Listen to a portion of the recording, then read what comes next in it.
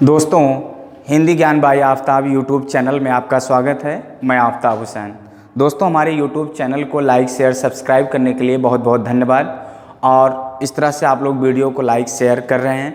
और हम लोग इसके पहले पूर्व संधि पर चर्चा किए थे। आज हम लोग पररूप संधि पर चर्चा करेंगे। तो दोस्तों, संधि का नाम है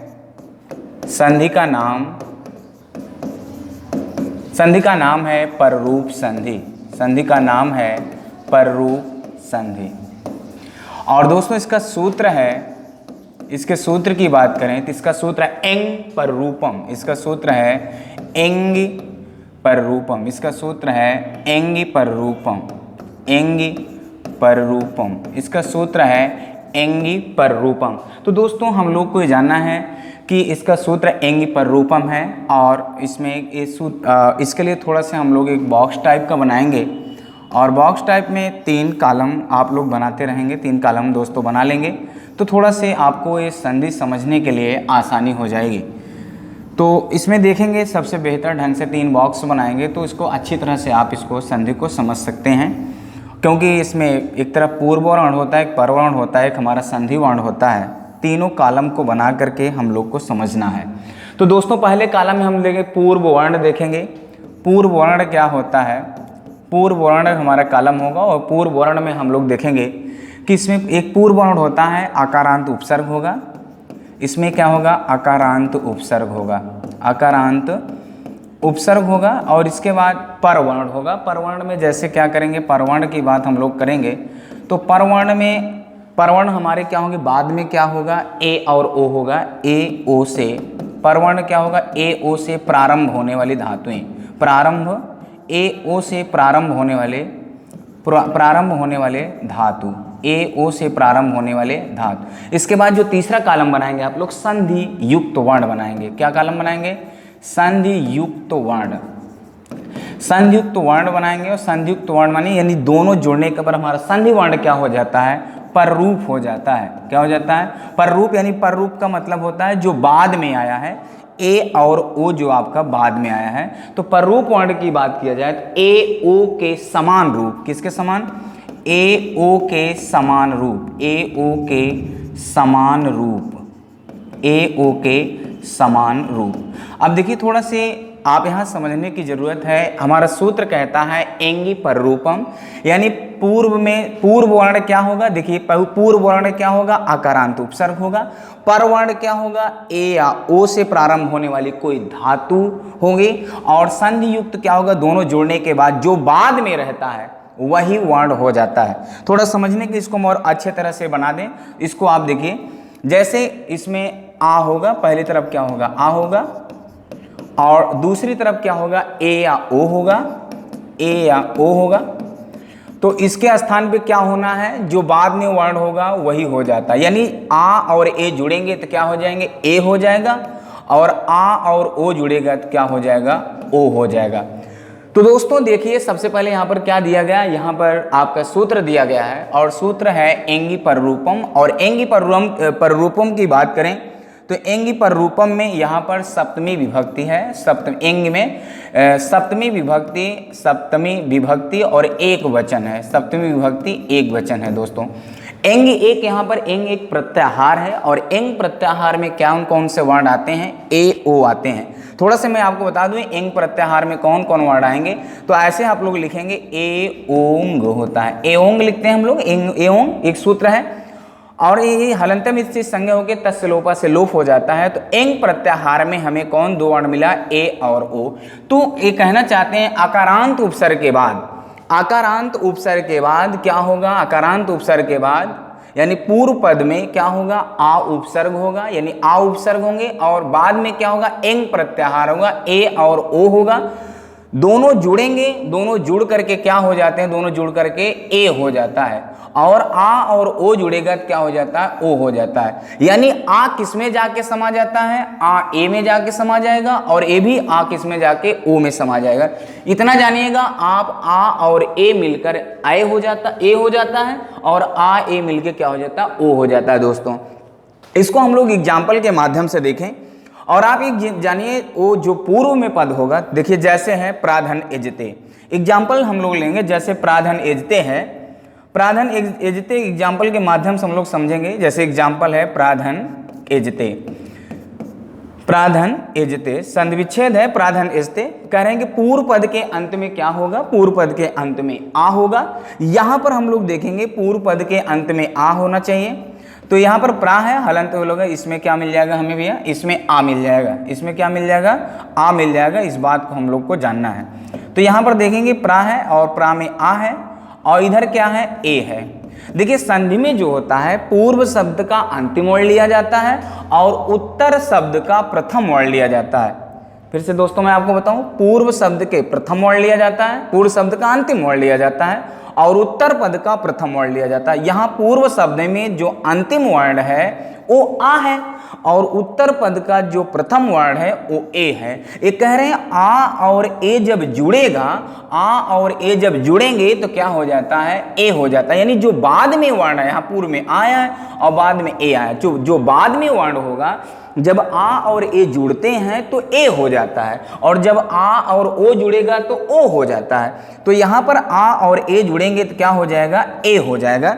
और फिर हमारा यहाँ पर बचा है प्रा बचा है, क्या बचा है, यहाँ पर प्रा बचा है। और फिर इधर क्या है, इधर हम लोग जते देख रहे थे, बच रहा था। और फिर इधर भी क्या बचेगा, जते। तो मैं दोस्तों आपको बताऊं, जब कोई भी स्वरवर्ण, कोई भी जब स्वरवर्ण, ये हमारा स्वरवर्ण है, कोई भी स्वरवर्ण जब व्यंजन वर्ण से मिलता है तो व्यंजन वर्ण क्या हो जाता है, पूर्ण हो जाता है। तो प्रा हमारा से शब्द बन जाएगा। कोई भी स्वरवर्ण जब व्यंजन वर्ण से मिलता है तो व्यंजन पूर्ण हो जाता है और स्वर अपने चिन्हों को छोड़ जाता है। तो यहाँ पर जब ए प्रा से मिला तो प्रा पूर्ण हो गया और ए अपने चिन्हों को छोड़ जाएगा तो हमारा शब्द प्रे हो जाएगा और यहाँ पर जते हो जाएगा। तो दोस्तों आप देख रहे होंगे प्रा और एजते, और यहाँ पर इसके एग्जाम्पल बहुत ही कम मिलते हैं। क्यों मिलते हैं मैं आपको बताऊं क्यों मिलते हैं। क्योंकि जैसे हमारे यहाँ संस्कृत में उपसर्गों की संख्या 22 है, तो आज कुछ ऐसे हमारे उपसर्ग हैं जिनके बाद ही केवल ह्रस्व आता है। जैसे उसमें एग्जाम्पल के अभी आपका आया प्रा है, प्रा में आ है। कुछ और एग्जाम्पल मैं आपको देता हूँ, उसके माध्यम से हम लोग समझने का प्रयास करेंगे दोस्तों। तो देखिए उसको थोड़ा समझने का प्रयास किया जाए।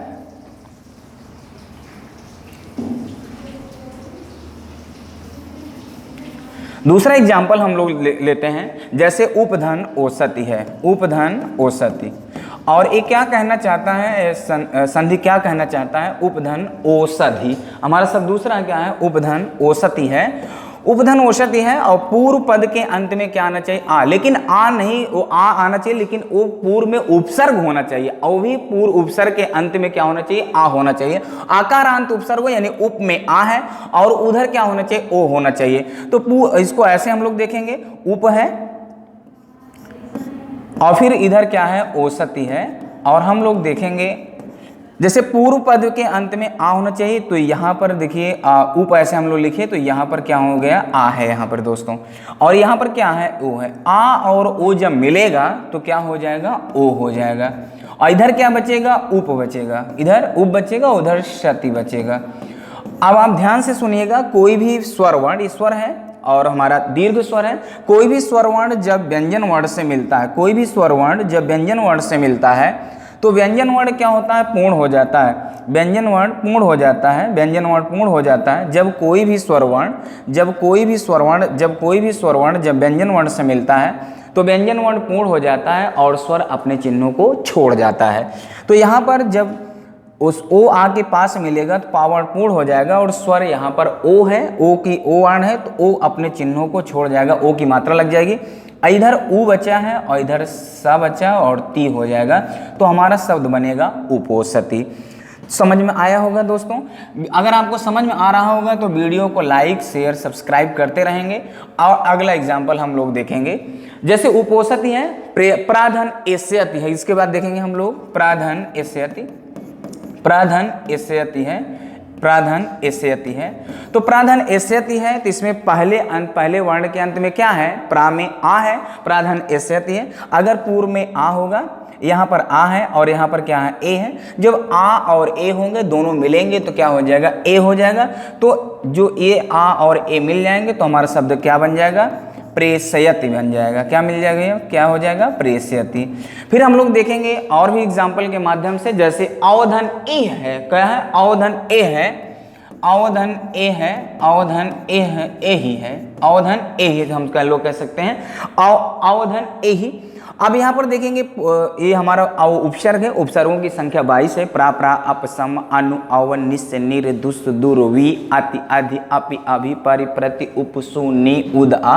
ये संस्कृत में 22 उपसर्ग हैं, लेकिन जो पहला पद होगा वो उपसर्ग होना चाहिए और उपसर्ग होना चाहिए और उपसर्ग के अंत में केवल ह्रस्व आ आना चाहिए। तो यहाँ क्या है, ह्रस्व आ है, यहाँ ह्रस्व आ है, यहाँ पर ए है। जब आ और ए मिल जाते हैं तो क्या हो जाता है, ए हो जाएगा और बाद का वर्ण ही हो जाएगा, तो अव ए ही हो जाएगा। हमारा शब्द क्या बन जाएगा, अव ए ही। शब्द हमारा क्या हो जाएगा, अव ए ही। शब्द हमारा क्या हो जाएगा, अवे ही हो जाता है दोस्तों।